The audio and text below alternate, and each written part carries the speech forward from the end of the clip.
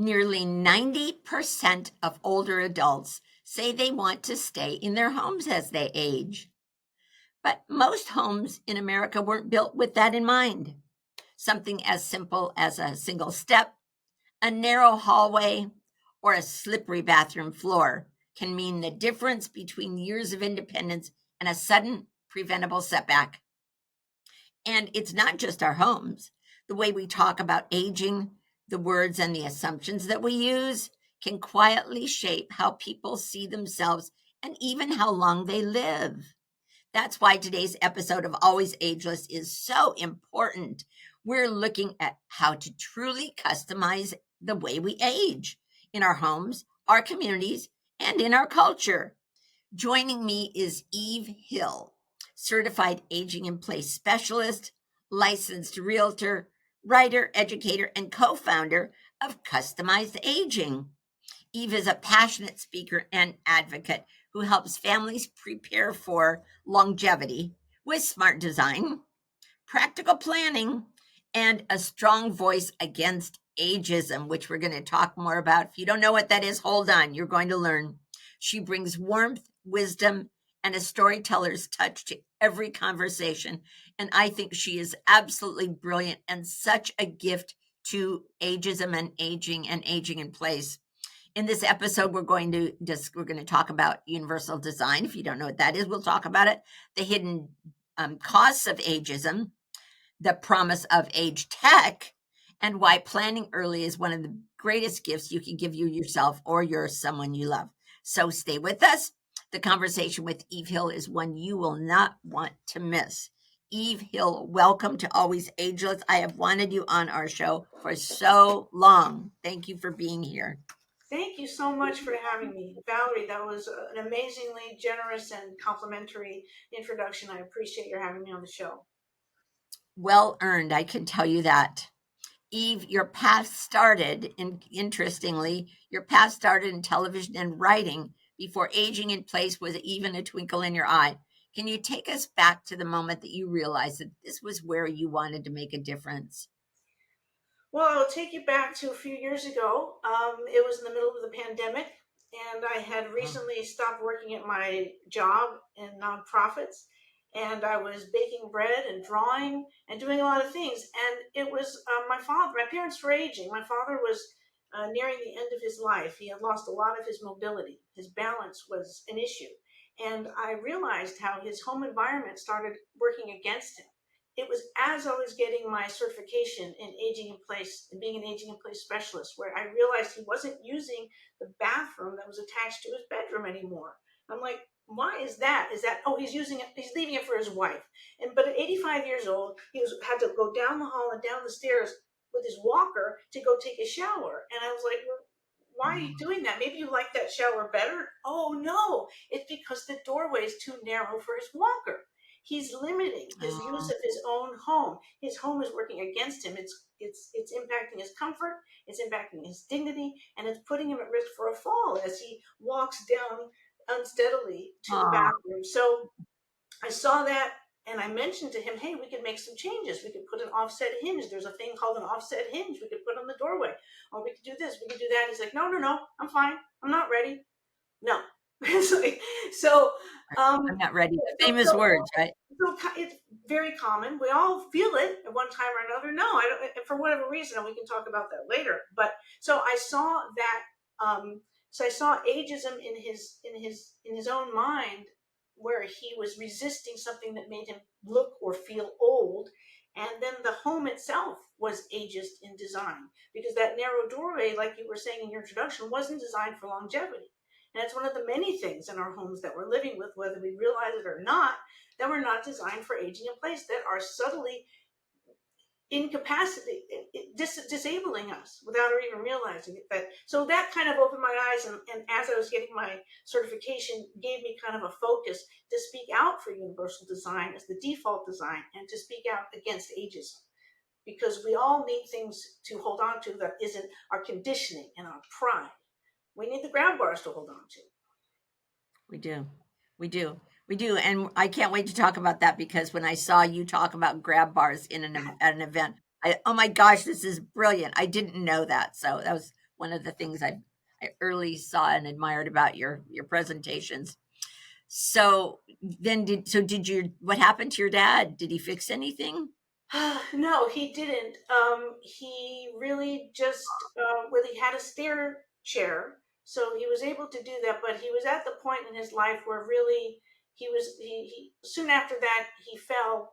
He went on hospice. The fall didn't have anything to do with getting to the bathroom. The fall had to do with the fact that he just didn't have balance anymore. So that Oh, happened, and then what a shame. yeah. So we never fixed that, but it really made me see how I started seeing how people live with these things without even realizing it. I saw how he was making adaptations that weren't really comfortable adaptations. Like he had a couch and a chair which had two or three cushions on each thing, and then a pillow on the back, and then this plastic chair because it had steady arms. So he had a plastic chair in the house. It's like, well, there are other things you can do to make it more comfortable. And we don't really think to do them. We just kind of make do, or we don't know about the options. So I kind of got excited about the options when I got my certification, and so that kind of drives me forward. Makes me kind of excited about it. Well, that's exciting. So you grew up, I think, in San Francisco. Is that I did. correct? You studied film at USC. Yeah, I got the Hollywood bug. I started watching movies as a kid, and I had to go to LA, so I went to University of Southern California, and I was interested in sort of the meaning behind the movies. I was kind of amazed that you could entertain and move people. Like you could do something that was fun to watch, that was romantic, and that you would come away knowing something deeper. So I got really into that, and I studied movies. Yes. Good for you. So what from that world of culture and storytelling, Eve, do you still carry with you into your work today? Doing more than one thing at once when you're doing when you're communicating, like communicating on different levels, like coming in with a story or coming in with humor or making something kind of quirky and funny, helps open you up. A smile opens you up to the information, and so I think that really helps. I did a lot of comedy writing. I think rhythm, and putting yourself out there, taking risks. But the culture, if I think about it now, the team playing aspect of it, you have to work as a team. And you learn to appreciate other people. You learn to work with difficult people. You learn other perspectives. I think it's not just about entertainment. And I formed a lot of I don't know, a lot of relationships and team spirit, and a belief in a common goal, even if it's something like a TV show. And here we are now, and we have this common goal. We're all working together to communicate to older adults, um, in a way that makes them open up and look forward to the future too. So it's kind of like that kind of storytelling and humor, and a team playing aspect, I guess I'm bringing. We interviewed a lady several months ago, you may have seen, who started writing comedy plays about seniors in her mid 70s. She started Oh. writing, and she started writing because she saw plays or things about seniors where everybody was making fun of them. Hmm. And so I think that there's a lot of, I'd love to hear from you about the missing element maybe in our entertainment is how would you combine, how would you combine writing and theater and fun with Mm. older people without making fun of them?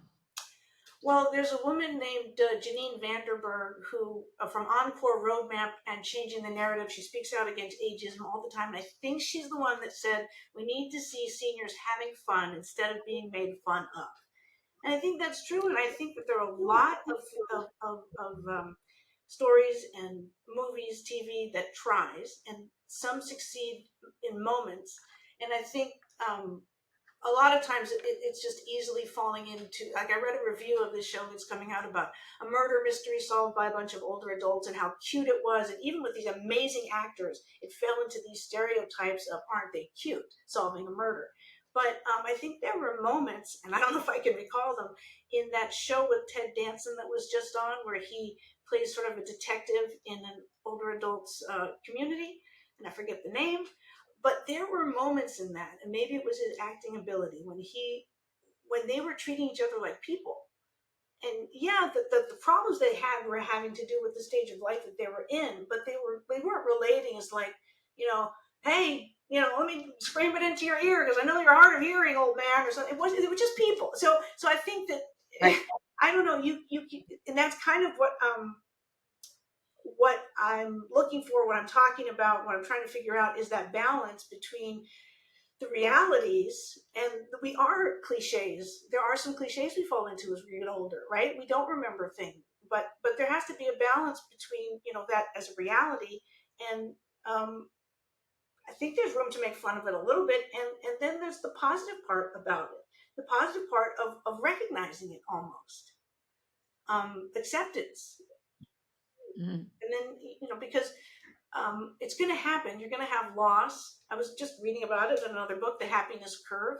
So, you have to try to understand it. And, you know, it's the Yeah, truth. we could have another discussion on entertainment and older people, because you're right, certainly not all of us. And I'm at an age where at some point in time someone would have called me old, right? They would have called me elderly. I don't think I'm old. I certainly don't consider myself as elderly, which is why we started a show that it's called Always Ageless. But still, we tend to make fun of older people. And Well, because here we are at the word old. Old, I'm, I can't just see it as a fact. It has a no, connotation. It has the connotation right, of disability. So, of course, we don't want right, to say we're old. Because no, as humans we're not disabled. As humans we have as much value now and forever, no matter what our body is doing, right? We're still valuable right, as human beings. So yeah. but if old was just a fact of being on the earth longer, then we would, but then we don't know how long we're going to live. So yeah, language is But an none issue of with us that. do. None of us do. Yeah, None of us do. And the reality is, which is a whole nother subject of philosophy we don't need to get into on the show, is that you start aging when you're born. So let's just get right to it, right? yeah. So Always let's talk aging about, and always ageless. It's the same. It's the yes, yes. contradiction, and we can talk about that too. And but the reason it's so interesting, not the reason it's interesting, but this becomes more interesting because as we get older, we get more able to hold contradictory ideas in our head at one time. We get better at mediation, at conflict resolution, at seeing other people's perspectives. So it's actually something that we get better at as we age. So this problem isn't going away, but our ability to address it and understand it is also getting better and not going away. So I'm going to get used to this conversation. There we go. It certainly is a conversation to be had. Let's talk about your words, customizing the way you age. What does that really mean in practice? Hmm. And can you share a story of someone who truly did that, and how did it change their life? Hmm. I don't know. I guess I'll start with the slogan, the motto, customize the way you age, which Please do. really is about not, it's about not accepting the current, the current bias or um, the current view of our society as of aging as decline.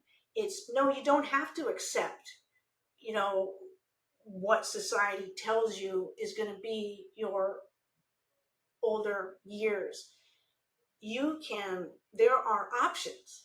It was like, it's a way of you can customize things. You can choose this grab bar. You can look at where you live, not just your house, but you can customize everything around you. Like you can customize your transportation. There are options to customize your healthcare. There are options to customize, every little thing. Who takes care of you? What your house looks like? Where you live?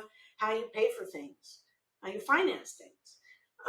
But people, because we're kind of new to the age of longevity, we're kind of new to a feeling of, well, we're going to live till our 80s or 90s. We could even live to 100. So there isn't a lot of stuff written about this.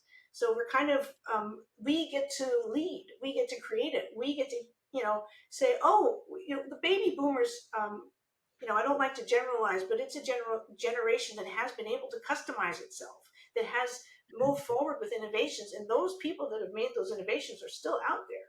So what's great is that if you open your eyes to this stuff and you see the innovations and you see that, and even now, things like technology, of course, is a double-edged sword. But the age tech that's coming in is kind of overwhelming, but it's Yeah. wonderful. So customized aging first was, let us help you customize your home. Let us help you put in the modifications you need to age safely and independent, and let's get you excited, and it'll be fun, and it'll look beautiful. And then it's kind of expanding to look at the rest of your community, and you can also customize that. And in fact, if you don't take that into consideration, that's going to have an impact.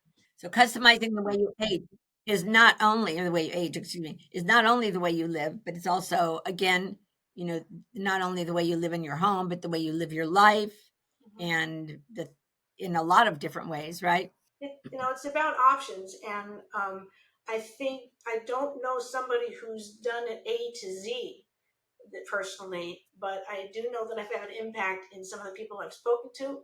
And if you just talk about my mother, she's got the stair lift. She's doing some exercises I talked to her about. She's got the grab bars. She's planning to redo the bathroom. She's gone ahead and figured out paratransit for herself. So if she doesn't want to drive, or she's worried about walking after she parks, she doesn't have to. And I don't think, I mean, she's very, very resourceful. But I don't think, and she hopefully should back me up with this, I don't think she would have been aware of all those kinds of things, and even the attitude. I hope there are a lot of people like that as time goes on, where they're aware, they become Sure. aware that there are options, or they go, oh, well, then I could look that up. Oh, I could, yeah. Yep. Well, and there's a lot of things to do that. First of all, they didn't know how to access resources, Mm-hmm. right? And now it's much easier to access resources. There are more resources, and they're easier, they're more abundant. So there's fortunately a lot of things that our parents and that we have available to us. So universal design is a big theme in your work. First of all, let's tell our listeners and our viewers, what do you consider to be universal design?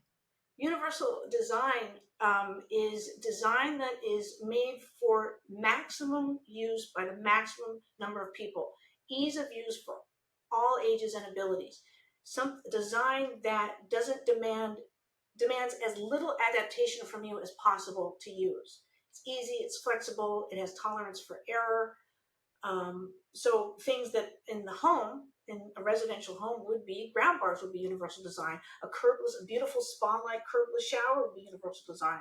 Things in-house, in homes, and in the world, like the automatically opening doors when we walk on a mat and the door opens, that's universal design. And lever or touchless faucets are universal design. Task lighting, that wonderful stuff, so we can see what we're doing when we're chopping our vegetables, when we have lighting right underneath the countertops. That's also universal design. So those kinds of things in our universal design, or also called accessible design, better living design, enabling design, lifespan design, inclusive design. So it's not just targeted on people that may have disabilities. It's for everybody. It's for children to injured people, pregnant women, everybody. Can you share an example of a small home modification that had a life-changing impact on someone that you worked with, or someone you saw, someone you knew? Well, when we went into a home and we saw how a woman had sort of jerry rigged the shower, things, you know, little ramps shoved up there, and kind of things clamped, shower heads and hoses clamped, and it was not only was it not as effective as it could be, it was sad, right? It wasn't, you know, they were just using what was on hand, or what they had found in the Oh, industrial supply, or whatever it was. And so, making recommendations for that would make it beautiful, would lighten a person's outlook. So those recommendations would be helpful. And I also made some recommendations in a 55 plus place, where um, they had a shower and pool area, and they had these mats that weren't beveled, they weren't sloped, they were just like these mats that you'd walk on after you got out of the pool, and they were like an inch and a half thick. So a toe would drag, would trip. You can't do that.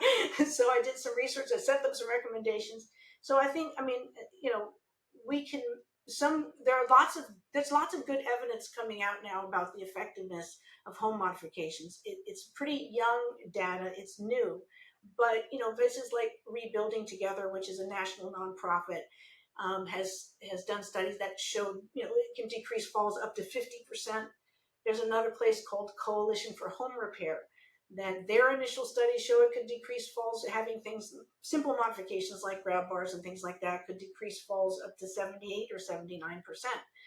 So again, it's hard to measure things that don't happen, but they set up experiments where they have a floor that moves, and a plate, and not a grab bar and a grab bar, and they have someone, they have them tethered, so they're not going to fall.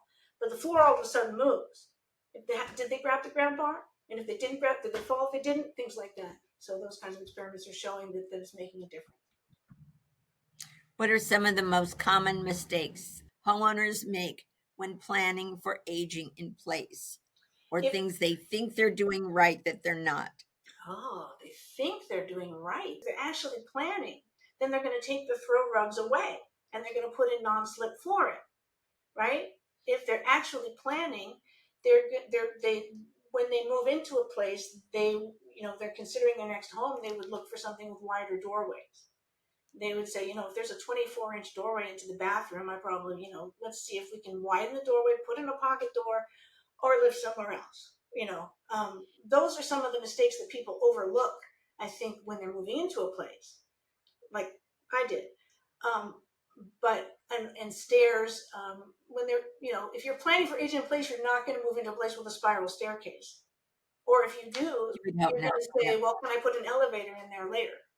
Have you ever walked into a home and immediately thought, this is dangerous? Sure. And Yeah, what yeah. did you see that other people miss?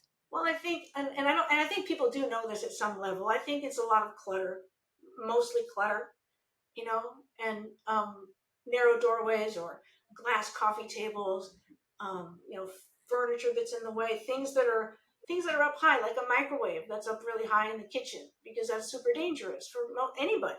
We don't want to, bring something hot over our heads. It's pretty cumbersome.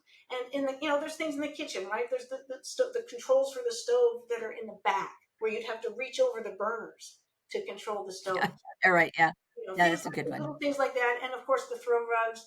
And if the lighting is poor, a lot of rooms, a lot of places people live, they haven't updated the lighting, so it's kind of dark, and that can get pretty dangerous at night. And then of course no grab bars in the shower.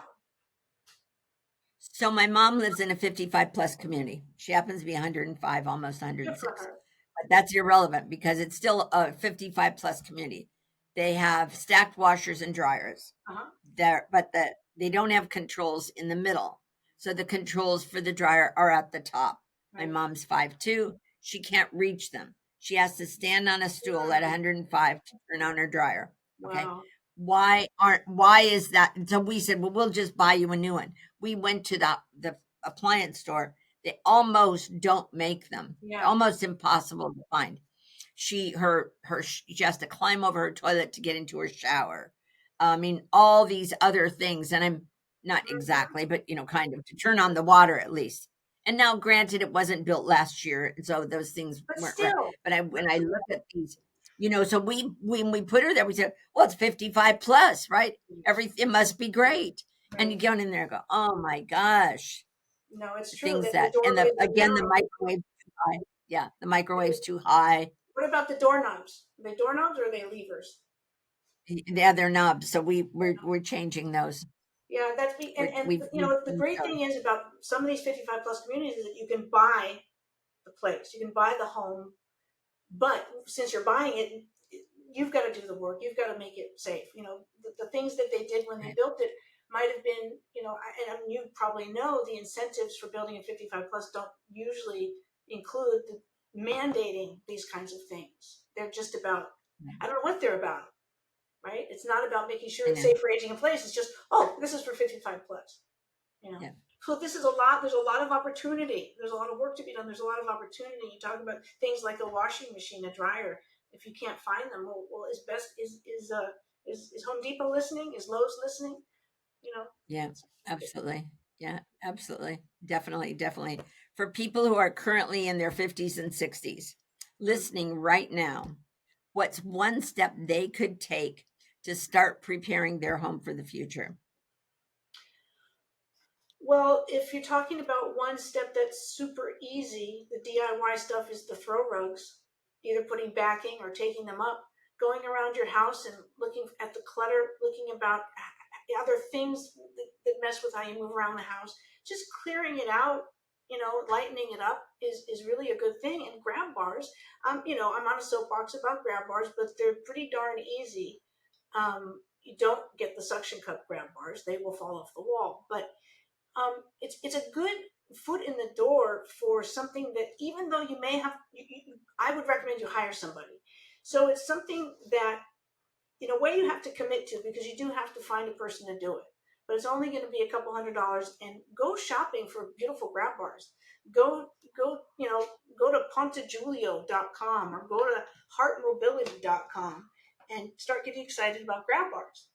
I have a couple here. I can get into that later. But I want you to show those to our audience, even though everybody can't see, but we're going to put them on the video. So if you are listening to this show, we will have them on video so you can see them. So Eve, I want you to talk about those grab bars. Tell our well, audience what you're well, showing we us. said the simple things, and the simple things are the clutter and the throw rugs. But this is the next simple thing, which is installing a grab bar, and get it professionally installed. Even if you don't have blocking behind the walls, which unfortunately a lot of homes don't, you can get the anchors. They're called hollow wall anchors or toggle anchors, and you can just, they won't have as much load, but they will be much better than not having a grab bar. And so this is a textured grab bar. It's kind of a new design from Heart Mobility. It's called Safety Grip. And I've never seen anything like it. And it's for not just grab, but sustained grip. So if you have a compromised grip, if you have arthritis or Parkinson's or neuropathy, or you're recovering from an injury, the standard grab bar is wonderful, but it doesn't have the texture. So this one, your fingers naturally go into the grooves and it gives you more leverage. So it's an innovation in grab bars. So it's not just a grab bar that's going to help. It's a grab bar that I'm kind of excited about. So that's why I brought it in. And I also get excited about Ponte Giulio, not just because they have grab bars in grab bars in every color of the rainbow. It's also because I kind of saw all the shapes that they have. They have grab bars that curve around walls, and they have grab bars that are in a wood grain finish. They have grab bars that you can customize your grab bar. You can put anything you want. You can put your favorite sports team's logo, or you can put your cat's picture on a grab bar if you want. And you have optimized grab bars. You have grab bars that double as soap dishes, grab bars that double as toilet roll holders, and really useful is a grab bar that doubles as a towel rack, because a lot of people will say, I just have my towel rack, I can steady myself on that. That's not going to hold you if you're trying to prevent a fall. So a towel rack and grab bar combo that's beautiful can do it, and it's less than, it's probably a couple $100 or something like that. So I would recommend kind of getting excited about grab bars and and opening yourself up to that possibility as one action step above just kind of moving some boxes into the garage and things like that. And Eve, I think I saw at one of your presentations, you showed a grab bar that that was lighted behind it. Is that true? Oh yeah, It had sorry. light. Yes. Oh, thank you. It's a motion sensor light up grab bar, and it's by a company called Eve Care, and no relation to me. And so yeah, and oops, is there a microphone? Yeah. Hi. So yes, it's a motion sensor light up grab bar, and it's by a company called Eve Care, and starts at only $30. And so when at night, if you have to get up and go, it'll light up when you walk into the room, so you know where to grab and where to go. So that's another one that's kind of exciting. And the other one, there's one called the Super Stander Pole. It's a floor to ceiling grab bar, and you don't need a professional to install. It's tension mounted. So as long as you have a flat ceiling, you get this pole, and you can put it next to the toilet. If you don't have space in the wall, you don't have space for a regular grab bar, it's just the pole. And it then has like a bar coming out that swings around, so you can grab it at the toilet side, and then you can step into the bathtub or grab it at the other side if you want to get out. So there's a lot of different kinds, and there's one from Heart Mobility also that's expressly for stepping down from your home into the garage, where there's usually a couple of steps, and it's kind of an angled Oh, thing that sticks into the wall. So, like I said, the innovations are coming because the smart companies know that there's a humongo market out there, and if we can make this beautiful and we can oh, get that's a more great. value, yeah, I hadn't seen the one from floor to ceiling. That's a great yeah, idea. that's called the super standard pole. Yeah. Well, there we go. So talk to me. I've seen you talk about also lighting. Let's talk about some lighting innovations. What are some things that most of us don't see every day, but they would really be good to know about? Well, a lot of us are seeing and really enjoying the task lighting that I mentioned earlier. You can put under your kitchen cabinets, and I got some at Home Depot that were $20 for two, and they're motion sensor and battery operated, so you can leave them on an automatic so they can go on when you enter the room, or you can turn them off so they're just you flick them on if you need them to chop your vegetables. So motion sensor lights, also motion sensor lights, toe kick lights in your kitchen, toe kick cabinets, toe kick motion sensor lights in the kitchen, motion sensor lights, like I said, very inexpensive in the bedroom. So when you get up having to go to the bathroom in the middle of the night and you step out of the bed, a light goes on. It's not a bright light. It's just a light so you can see your path. So those kinds of things, and night lights are super cheap. There's lots of smart tech that's attached to security lighting, that you can turn off and on with your phone or off and on with your voice. Um, what other lighting? What am I missing? But talk to me again. I missed this a little bit about the one that when you get out of bed, you step on it and it lights up. Where do Yeah, you you know, mount that? like they're a tape. They're motion sensor tape, motion sensor lights that you just sort of stick on, and so the light will turn on when it senses motion, like if you get out of bed. And when you go to the Oh, bathroom, we have different. I would recommend different sources of light in the bathroom to cut down on glare. I'm not talking about it at night. I'm talking about even during the day. So you want to have natural light, and you want to have two other sources of light for optimum, because you want to see what you're doing in the shower. You want to know how to get in and out. So those kinds of things for lighting. Um, how exciting. I want to spend a little bit of time this morning on ageism. There's a book that I'm sure you've read called Stage Not Age, yeah. which has become one of my favorite books. Eve, I heard you speak at a conference about ageism, and I was fascinated by it because it made me realize I don't know enough about it. And although I thought I did, and it made me realize that probably a lot of people are not aware of what it really means. And when they say and do things, they're not aware of the impact of that. So tell me, what is ageism? Well, yes, ageism is a prejudice against people based solely on age, a discrimination, things that we do, feel, or say or act that are discriminatory based on a person's age. And we can even point it at ourselves. There are many different kinds of ageism. There's an internalized or self-directed ageism, where if we forget our keys, we might say, "Oh, I'm having a senior moment," right? And that's really an insult to us. It doesn't. We forgot keys all our lives. And as author Ashton Applewhite says, we didn't call it a junior moment when we forgot our keys when we were younger. So, and while we're on the subject, so internalized ageism is a biggie, and we might not even be aware of it. And we do it all the time. We say, "Oh, I'm too old for that." "Oh, my knee hurts because I'm old." And so we don't do anything about it. And then it gets worse. And I like to quote Ashton Applewhite again, which she said, when she talks about internalized ageism, she says it's our numb collusion to our own disenfranchisement. We are putting ourselves out of the equation by saying we're old and it's not going to get better. So that's internalized. But we don't get it just from us, we get it from society. There's interpersonal ageism, ageism in between people. And I think at that conference, I talked about elder speak, which is a very common form of interpersonal ageism, when we use sing song, high pitched tones talking to older adults, or call them sweetie or honey, or say, oh, how are we feeling today? And that's elder speak. And we might think it's well intentioned, we might think it's kind, we might think it's helpful, but it's patronizing. And being on the receiving end of elder speak feels like an insult, feels like, yeah, you're being patronized, you're being diminished. So personally and professionally, it can really mess with trust. People feel like they're repelled by it, and it messes with their sense of self-esteem and self-worth. It impacts their confidence, their own decision making when they're being diminished like that. So when we're dealing with, I'm dealing with clients or older adults I'm trying to help, I don't want to make them feel diminished. I want them to feel confident to make their own decisions and empowered, right? So I want to avoid elder speak. So, okay, I Right. can keep talking about. Absolutely. And isn't it even true that when you use the term silver tsunami, is that Yeah, not also ageism? it sounds like a disaster, right? It sounds terrible.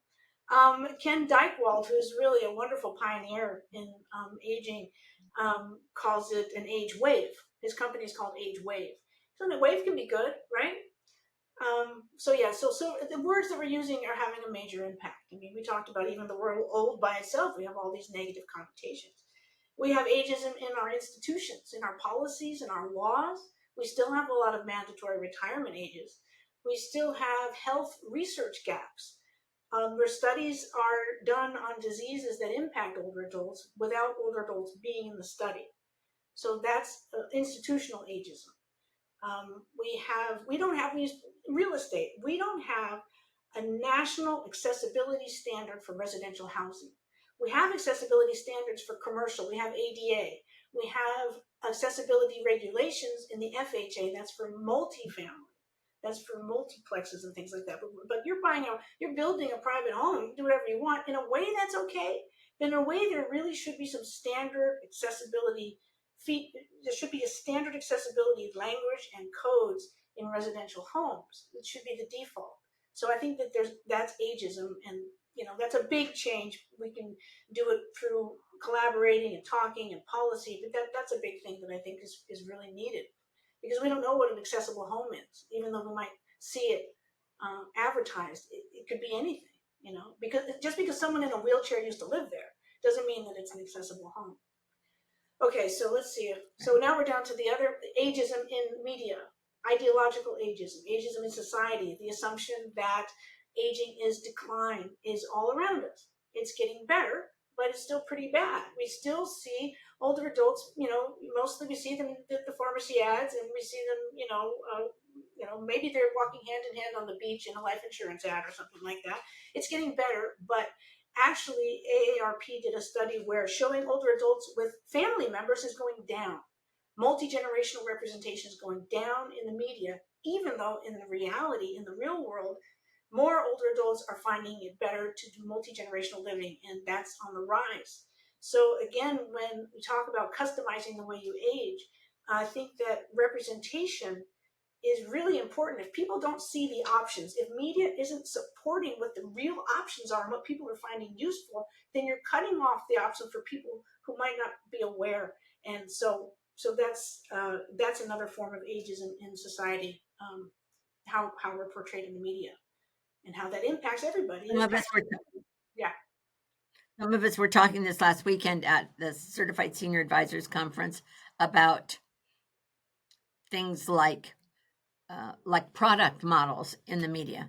Mm-hmm. And just as we spoke about, sometimes when they're older people, then they're people that or they have a cane, or they have a wheelchair, or they have a walker. Mm-hmm. We don't use enough of people who are older being over, let's just say over 65. I think older is over 75 or 85, but we don't see that. But in fact, the majority of people in our society in another 5 years are going to be older, right? Yes. We're going to be older than we are younger. Right. And that's the reality. And there's so much and there's nothing wrong with it. And that, I think, is something we just, Yeah. Well, I don't want to use the word criminal, because not criminal, but it certainly isn't. No, I mean, there's all these in the lingerie industry, and all the other industries have a lot to gain from marketing and involving older adults in their product development and marketing. So I'm going to put it out here on this call. I said this week I'm going to call Sarah Blakely, who created Spanx. I'm going to talk to her about this. So I'm putting it out there, Sarah Blakely. If you're listening to this, let's talk about it. Let's do it. Well, I mean, it's it's the most diverse demographic. It's the most heterogeneous demographic, the 65 plus. So I'm sure there's plenty, and there's even within the lingerie wearing older adults, there's a variety of different lingeries they're wearing. So we need to take a look at the details. Anyway. not about the lingerie. Right. Okay. Absolutely, absolutely, Anyway, absolutely. So where else does ageism, excuse me, come up that we could make a difference? Can you give example of maybe a word that or a phrase that harms people, or a better one that we could use instead? We've mentioned several of them. Where else do you see it in everyday life that we could we could make a difference? well, How could there's I mean, you work a I lot in know the community? I just I notice it a lot. I mean, when people say I was someone was giving a presentation and they were talking to the member of the audience. Oh, sure, yeah. So what's your name? And if you don't mind my asking, how old are you? If you don't mind my asking, how old are you? So in a way, that's like we know that we don't want to. Age is a negative and something we maybe are not proud of sharing. We don't want to share. It's too private. So those kinds of things we don't even realize we're saying it, or just just the things that I'm too old for that, or it's just, what do you mean you're too old for that? Who says? Or Right. so. I mean, it's just the little things. The senior moment I hear way too much, or I'm dating myself when I say this. What do you mean by that? What do you, or you look great for your age. No, you look great. And the thing about not just saying, I don't want to just end it with, here's the things that I hear that are bad. How do you respond when you hear them? And I've read some recommendations on that, and it's to respond like a scientist, not a judge. If someone says you look great for your age, you don't say, well, that's interesting. You say, well, that's interesting. You don't say, how dare you say that? That's ageist. You say, well, that's, what makes you say that, do you think? You know, let's see where I got that impression. And so there are ways to This respond. last weekend, again at CSA, there was a booth where that everyone could write their name on a card and hold it up in front Yeah, of you. embrace your age. Write your age. I mean, your age, yeah. And I have to say, I didn't feel like I wanted to do that. Well, So I just put what level. I put what level I was in. oh, really? You didn't want to do it, even you. And I think that if I No, wasn't in, because I think if I do, then people will feel differently about me. I've, so and that's one of the reasons, Eve, that we created this show with this title, was because we people have come up to me so often and said, "How old are you? How old are you?" And I honestly felt that if I told them my age, they would think differently of me. well, I guess that's true. It'd be great if we were, like when we say we don't see color. Of course we see color. We just want to see past it as well. But of course, I mean, our age. I mean, we wouldn't be who we are. And I don't think that if I wasn't in this biz in this space, I don't know that I would be so open with how old I am. I am scared of aging. Yeah, I am. I'm about to be 60 in less than Oh a month. gosh, Right you're now, young. so I'm that's older than you. perspective, right? It's perspective. You say, "Oh wow, Right. 60, that's so much." No, you're so young, right?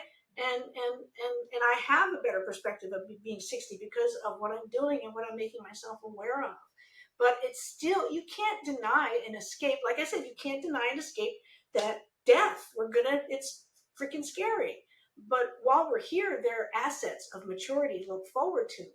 There is, and if I can jump into a kind of a positivity effect kind of way of looking at life to balance out this reality of chronic disease and loss and impending mortality, is that as we grow older, as people age, they focus more on positive than negative information. We naturally are going to have a more positive outlook.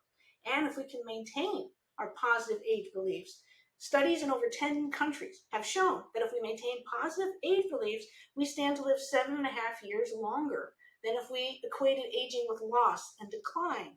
So it's in our best interest to go with our nature and to open our eyes to the assets of maturity and the people that are doing the positive work and are saying the positive things about what we have to look forward to.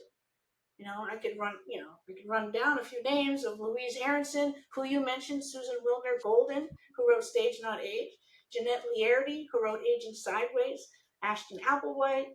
I said Louise Aronson. I could go on and on. There's just a lot of wonderful things. If you open your eyes to it, you might actually start, you know, making those proactive changes. When you believe there's something to look forward to, you're more likely to make the changes that are going to allow you to get there. So that's what I like to say. Yeah. Well, and I would like to hear that from you as well. When you sit down with a family who just feels overwhelmed, they don't know where to start. They know they should make some changes either for their parents or for themselves. Mhm. How do you help them get over their fears and find a way for their path forward? Well, I think that it's just there are options and there are resources, and hopefully they have some time. But usually there's not a lot of time. But usually the first step is someone just saying, "Where do I start?" Right? And they're not ready to hire me. They just want a few resources, and I'm happy to give them. And usually that seems to be a great deal what they need, and sometimes there's plenty.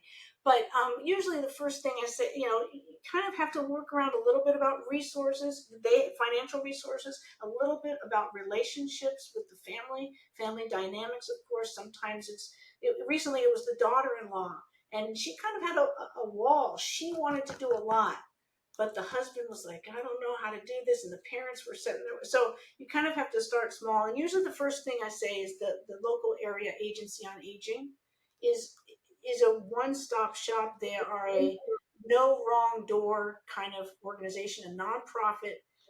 There's been some policy changes in our world, and so there are some impacts fiscally, financially with some of these places, but usually there's someone to pick up the phone and to help you figure out where you might find some support. Like somebody, and I have a few people in my local area that I can recommend as people that provide some sort of home care or people that provide placement. And so, as you are, as a senior home coach, you're kind of a hub of information, and so you can refer them to people who can help them. And so you just, We are. yeah. But if you're overwhelmed, it's really the first, what is the first thing is the main resource. Is it the area agency on aging, or is it the senior placement person? Who's going to be the first person that they really to solve their major question? um, and also, if it's not Another thing that local, I've admired. yeah. I was just going to say, if it's not local, Go I ahead. would refer them to the National Aging in Place Council, and I would go into my digital Rolodex of people across the country. Certainly, certainly, and we do have resources across the country for anyone who's listening. Even another thing that I admire about you is your involvement and your knowledge of age tech. Hmm. Technology is moving so fast, transforming lives and transforming age tech. So, can you share one innovation that you're excited about that could help people live longer and better at home? Yeah, and I'm going to say that I'm excited about it, but it doesn't mean that it doesn't have, age tech is tech, and the thing that most people are worried about is the privacy factor. So I think that there's some age tech that really addresses that, and that it's called remote monitoring systems, and or ambient AI. So, there are sensors that you can put around your home that are not cameras, that emit radio waves or other kinds of technology that learn the patterns of the person or people in the home. And so over time, relatively short period of time, they learn the patterns. When do they get up? When do they use refrigerator? When do they get their paper? Whatever it is. And they can detect falls. So if the patterns are amiss or something is an aberration in the pattern, then you have the app that goes to the caregiver, the family member, all those people, and alerts them. It also can monitor your heartbeat. It's that sensitive, but it doesn't take a picture. So those kinds of things are humongous in terms of peace of mind for the adult child of the aging parent, and the aging parent who wants to be left alone, and doesn't want to be bugged. And these things can even, there's something called future care, I think, and it can even, you can time how long you usually stay in the bathroom. Well, I don't know that I want that feature, so you can customize that stuff. You can take that stuff off. So there's that, the remote monitoring systems. A lot of them are just in community settings, but some of them are coming into the home setting. There's wonderful age tech in terms of social connection. There are several platforms if you have access to technology, which is another subject. Something called the Loop Village, which is Yes, I it's love Loop great. Village. I mean, I've been in a book club for 30 something years, and it's been in person. And now I've moved an hour away, and another one in our book group has moved to the East Coast, and we get together on Zoom. And it's not as good as in person, but it's fantastic that we still have that. We still connect. And so if you're in the Loop Village and you're living alone, and you're an older adult, and maybe you're in a rural situation, you can join the Loop Village, and they do have a book club on there, and they have cooking. You can sit and have lunch with people at the same time. You coordinate that. And they also have classes, and they also have travel where someone is in Portugal with a camera and says, "Hey, everybody, come with me," And Yeah. so those are wonderful things that keep people connected with each other and with the world. And it's not the only one. There's something called Thrive Pavilion, in which you need to buy the Oculus glasses. So that's an expense, Right. and so that's not available. That not everybody can do that. But in terms of No, but taking Loop Village is wonderful. yeah, I mean, there are so many. The age tech in fall prevention is really fantastic. There's even something called the Nobi lamp. That's a lamp that detects falls. It looks like a lamp, but it sends out its little radio waves. And there are also systems that are closed loop systems, so you don't have to worry about it beaming up to wherever cyberspace. It's just within your home. So those are sort of high tech age tech. If you want to talk about the low tech, High tech, age tech. yeah. Absolutely. If our listeners and our viewers today remember one idea or message from our conversation, what would you want that to be and why? Well, I think that I would like to mention that we need to embrace a new narrative for aging, a new paradigm for aging, because the one we have now is an arc. We're born as babies down here, we peak even before we get to midlife, and then it's all decline until the end. Now that's outdated, that's ageist, that's discriminatory, and that's not true. Actually, our lifespan follows a U curve, not an arc. It's a U curve of happiness. We're actually happiest, it's a smile. We're actually happiest at the earliest and at the latest stages of life. So there's something to look forward to. We're born super happy. We all know that. Babies, we're giggling all the time. We're having a great time no matter what happens. And in midlife, we have the most angst and we work hardest and we feel least in control. But as we get towards the end of our lives, if we can hang on and have a positive outlook, if we have a positive outlook and we plan and we do the home modifications for aging in place, we're going to reach that peak smile, which we might not even reach until our seventh decade. So keep chugging along, look forward, balance it out. That's what I would say. Well, thank you very much. What struck me the most in today's conversation is that, first of all, that aging in place isn't just about adding grab bars. I learned that from Eve a long time ago, or rearranging your furniture. It's about rethinking how we view aging itself.